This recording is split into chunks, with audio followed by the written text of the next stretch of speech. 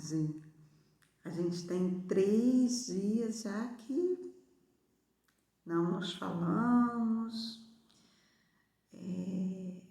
A tia deu uma paradinha, né?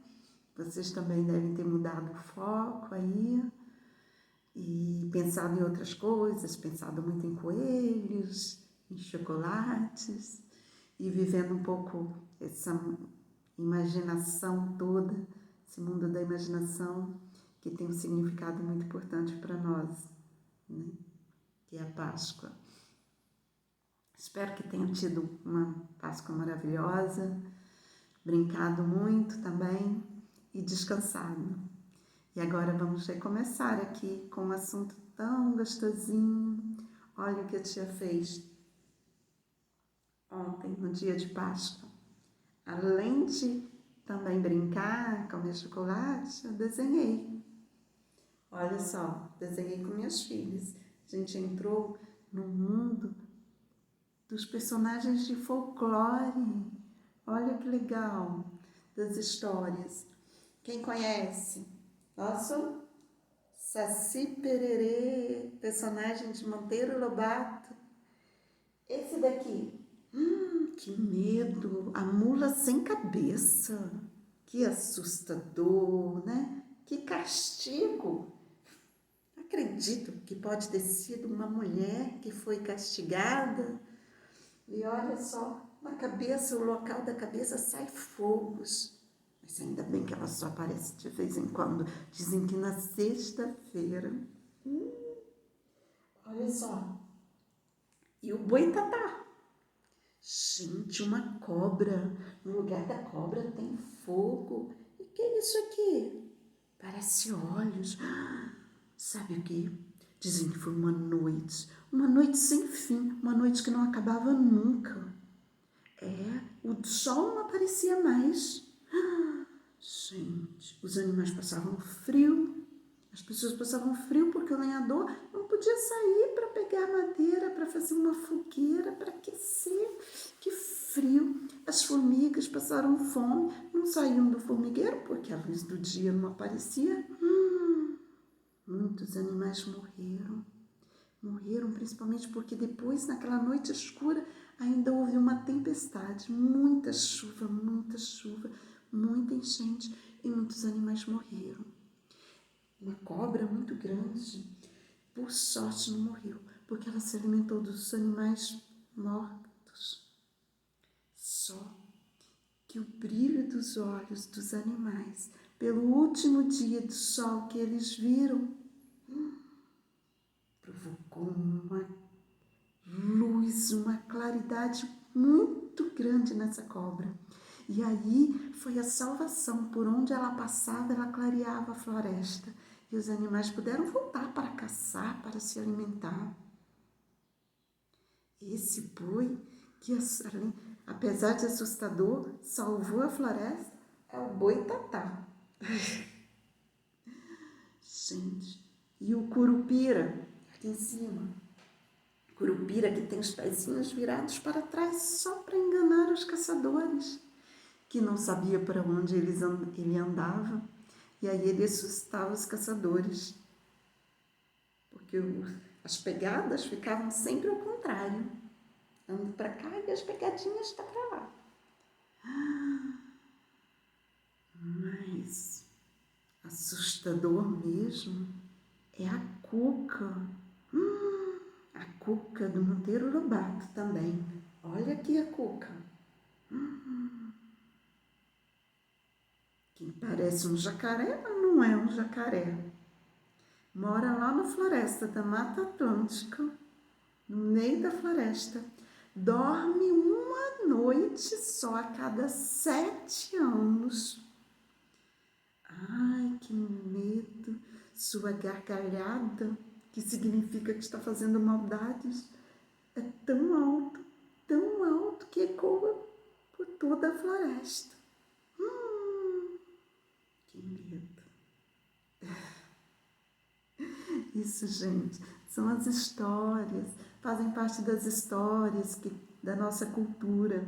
Isso se chama folclore, sabedoria popular. sabedoria do povo.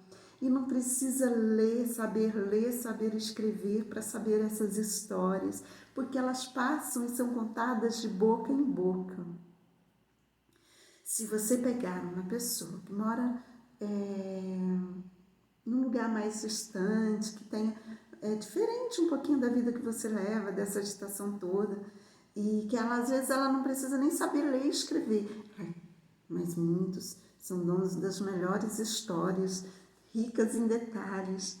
E aí, como bom observador, porque ele não lê, ele desenvolve a observação. Como bom observador, a história dele tem cada detalhe.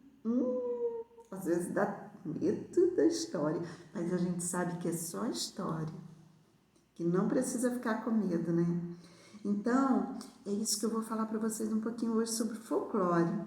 E é um assunto tão grande, tão gostoso, que não pode ser visto só na época, na Semana do Folclore, que é comemorado o folclore brasileiro, que é lá em agosto, né, no dia 22 de agosto, dia do folclore brasileiro. Mas lá em agosto, se a gente tiver com a nossa rotina, que tal convidar as avós para um chá com biscoitinhos, bolo, e aí muitas vão poder contar suas histórias do nosso folclore brasileiro, de quando elas eram crianças, que é bem diferente um pouquinho das histórias de hoje. Gostoso de ouvir. Então, é sobre isso que nós vamos falar. Olha só, folclore, ela vem de uma palavra inglesa, que significa sabedoria do povo.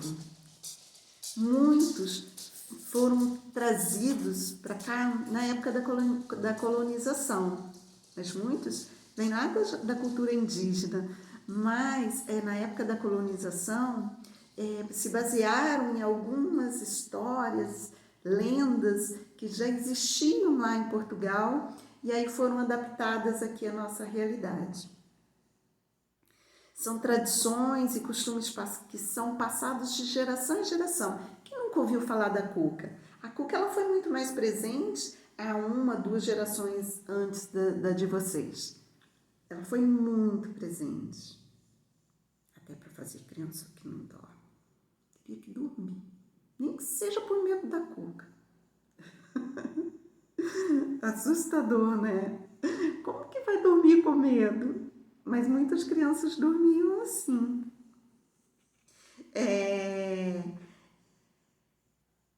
Tem aqueles provérbios também. Melhor ter um pássaro na mão do que 2 voando. Isso é para você, quando alguém quer dizer que você deve agarrar as oportunidades. Segure a oportunidade, segure a sua chance. Melhor ter um pássaro na mão do que 2 voando. Garante logo que você tem em mãos. Tudo isso é sabedoria popular. A tia Daniele, há 1 ou 2 semanas passada, ela colocou como atividade uma música que também faz parte do nosso folclore. Escravos de Jó jogavam caxangá, tira, bota, deixa ficar. Lembra? Então, isso faz parte do folclore também. Marcha, soldado, cabeça de papel, quem não marchar direito vai preso no quartel. Quartel pegou fogo. Gente, na minha infância era São Francisco deu sinal, acorde, acorde a bandeira nacional. O que tem São Francisco com a história? Acho que isso se perdeu um pouquinho no tempo, né? Aí, lá no interior de São Paulo, em Goiás, é São Francisco que dá o sinal.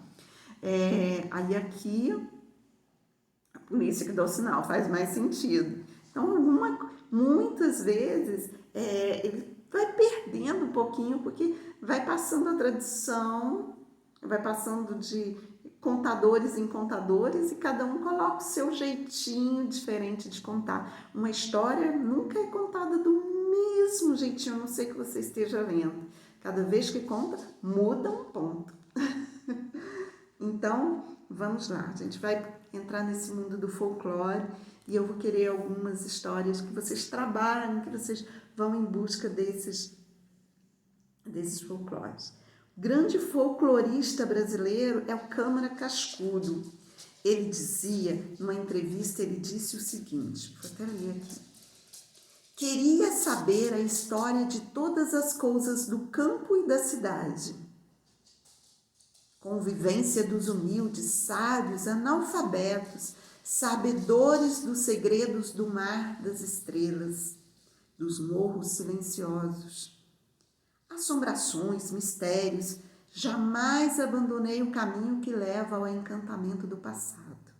Ele dizia isso. E tem livros, ele até escreveu um dicionário do folclore brasileiro, que é publicado, porque tem muitas palavras que a gente nem conhece mais. Então tem que olhar no dicionário do Câmara Cascudo. Então, grandes histórias da Marisa, aquela contadora de história que gravou o vídeo para vocês, ela pega muita história do Câmara Cascudo, contada por ele. Não inventada por ele, talvez tenha mudado alguns pontos, algumas vírgulas, algumas palavras, mas não foram criadas por ele. Muitas histórias do folclore brasileiro a gente nem sabe quem inventou e nem como foi inventada, nem de onde veio.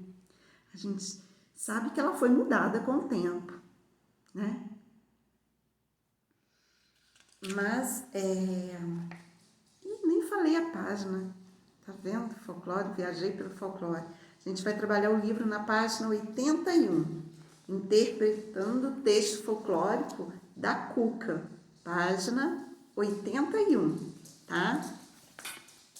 Então, gente, tem um texto que eu vou querer que vocês pratiquem a leitura.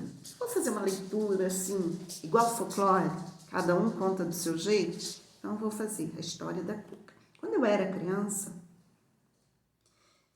durante muito tempo atrás, diante da televisão, eu me sentava para assistir as histórias do Sítio do Pica-Pau Amarelo. Ai, muito boas histórias. Senti até o cheirinho do bolo de chuva vindo da cozinha, feito pela tia Anastácia. Mas, entre assustadora e engraçada, tinha uma personagem que me prendia muita atenção. Era a Cuca. Ui, que medo! Ela morava numa caverna na floresta e vivia tramando maldades para os moradores dos sítios. Eu não gostava nada do que ela fazia com Saci Pererê. Fazia maldades com ele, com Emília. Então, ela aprontava com todos eles, com todos os moradores dos sítios. Quando ela dava uma gargalhada, ressoava a mata e avisava a sua aparição. Ressoar é um som, soar muito alto, um som produzido muito forte, ouvir em qualquer canto da mata. E como ela morava lá no ecossistema da Mata Atlântica, né, lá no interior de São Paulo, então ela morava numa caverna, lá no meio da Mata Atlântica. Ouvia por toda a mata, até os bichos tremiam de medo. Gente, a Cuca, ela tem cara de jacaré. Tão bonitinha assim não, foi a Júlia quem desenhou essa Cuca. Não é tão bonitinha assim não, ela é mais assustadora, pelo menos na minha imaginação. Mas aí, lá na história, dormia uma noite a cada 7 anos, já imagina como estressada ela era. Nunca nem dormia para descansar, para ficar mais tranquilinha. Então, ela muito assustadora. Quando ficava brava, soltava um urro de raiva que pode ser ouvido até 10 léguas de distância. Gente, 10 léguas é muita coisa. Um dia, ela raptou e encantou o narizinho. Se não fosse Saci para ajudar, ajudou o Pedrinho, conseguiu um fio do cabelo de uma Iara, uma sereinha. Aí pegaram o cabelo da Iara para quebrar o encanto da Cuca. Ufa, que Que alívio! Salvou Narizinho do encantamento, pela aquela Cuca que parecia uma bruxa. A Cuca é conhecida popularmente como uma figura feia que assusta as crianças inquietas, aquelas que além de não dormirem não param de falar. Gente, é muito doido, né? Imagina você não querer que uma criança fale. Assustar com a história da Cuca, a criança que não dorme. Como que a criança poderia? Pergunte para a avó de vocês se talvez ela já tenha dormido com alguém cantando a música da Cuca. É impossível. Ela também era chamada de Coca. No interior de Minas, Coca era a mesma assustadora Cuca. E essa história, essa lenda foi trazida na época da colonização pelos portugueses. Tá? E ela aparece em todo o Brasil como cantiga de ninar. Olha só, imagina você dormindo. Nana, neném, que a Cuca vem pegar. Papai foi pra roça, mamãe foi trabalhar. Bicho papão, saia do telhado, deixa a Laura dormir sossegada. Gente, dormir como? Se eu sei que papai não está em casa, mamãe está trabalhando também, e ainda tem um bicho papão no telhado. E se ele sair? Será que vai vir para perto da janela? Gente, impossível dormir. Mas teve muita criança no passado que dormiu com essa música. E de tanto medo, ficava quietinha, porque se falasse, a Cuca podia te descobrir. Oh, que dó, gente. Ainda bem que a gente não dormiu ouvindo essa canção. Acho que você também não dormiu ouvindo essa canção. Mas pergunte para alguém, assim, se alguém dormiu, e pergunte como era a sensação. Devia sentir muito medo, né? Lá em Minas, ela era um pouquinho diferente. Na versão mineira, falava assim: vai de Coca, sai daqui, para cima do telhado, deixa dormir o menino seu sono sossegado. Lá no Nordeste brasileiro, a versão nordestina era assim: durma, neném, senão a Cuca vem. Papai foi à roça, mamãe logo vem. Bonitinha, né? Mas que fique nas histórias e não para assustar a gente na hora de dormir.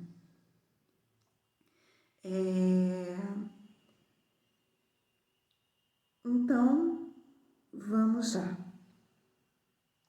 E entre essas histórias tem aqui a história muito bonitinha do Curupira, né? Esse Curupira foi feito pela Laura, Mula Sem Cabeça também foi feito pela Laura. Então, tem todas essas histórias que eu espero que você procure aí para ler a história bonitinha inteira e contar lá do seu jeitinho. Vai contar do seu jeito, colocando algo da sua vivência, porque, gente, folclore bom, ele tem que ser mudado um pouquinho, né? E colocar o jeito das crianças que vivem hoje, que nem tem tanto, que não tem medo da Cuca. Tem que ser um pouquinho diferente, né? Então, eu quero que você faça um desenho de como você imagina que a Cuca seja. Tá? Isso aqui é a Cuca de Júlia, mas eu quero que você desenhe a Cuca da sua imaginação. Ela pode ser bem diferente.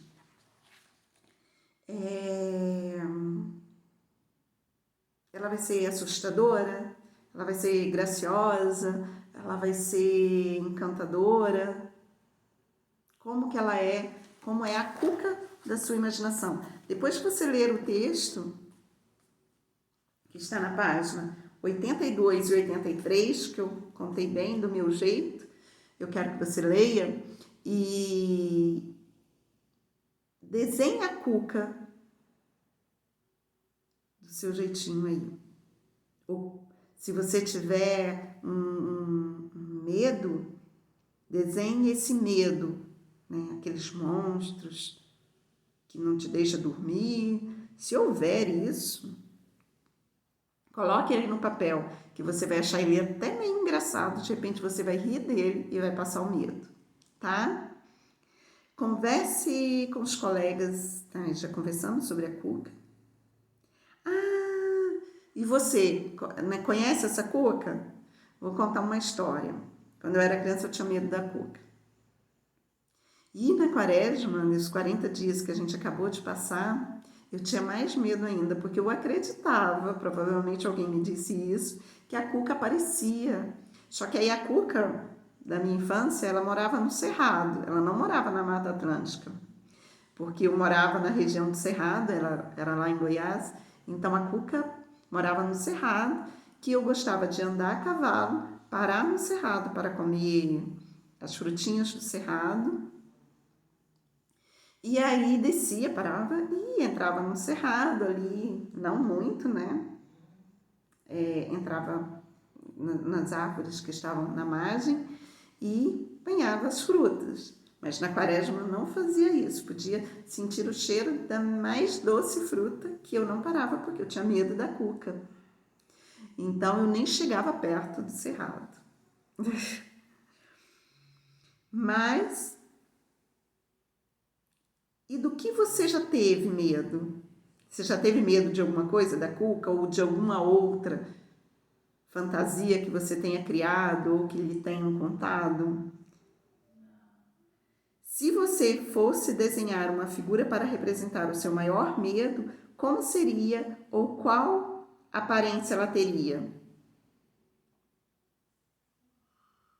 Será que teria aparência do curupira, do boitatá, do saci-pererê, da mula sem cabeça? Ou qual que você teria? Teria aparência de um deles ou de nenhum deles? Então, pode desenhar a cuca, mas pode desenhar também, eu vou dar liberdade para vocês, porque quando a gente fala de história tem que ter liberdade. Então, nessa atividade da página 83, que você estiver desenhando, pode desenhar o personagem que você criou da sua fantasia aí, que você tenha medo. Ela vai ser a sua cuca ou a sua coca, tá? Faça do seu jeitinho, para a gente conhecer um pouquinho também da sua história. Aí eu quero a foto dele, tá? Do seu desenho. Se eu preciso da foto do seu desenho. Quem quiser compartilhar a foto no grupo, pode colocar no grupo. Vai ser legal, tá? E quem quiser contar a história desse seu personagem, pode contar. Lembre que é um personagem criado. E você que deu a realidade. Se você sente realmente medo dele, é porque você deu uma realidade à sua imaginação, tá? Mas lembre que ele é um personagem criado. Ou foi criado por você, ou foi criado por uma outra pessoa. Então, agora, isso é o folclore. Ele é criado, é uma imaginação. Então, vamos às questões da página 84. Folclore. Explique o que é folclore de acordo com o texto de abertura. Lá no texto de abertura, página 81, ele vai falar. Vou ler o texto como está. A palavra tem origem inglesa e significa sabedoria do povo. São tradições e costumes passados de geração a geração, que são lembrados e festejados nesse dia. Lendas como a mula sem cabeça, provérbios como melhor ter um pássaro na mão do que dois voando, canções como Escravo de Jó e muito mais. Quem não conhece? Sabedoria que nunca morre, pois está guardada na mente de cada um de nós. Então, folclore é uma sabedoria do povo, uma sabedoria popular, e que ela está guardada na mente de cada um de nós.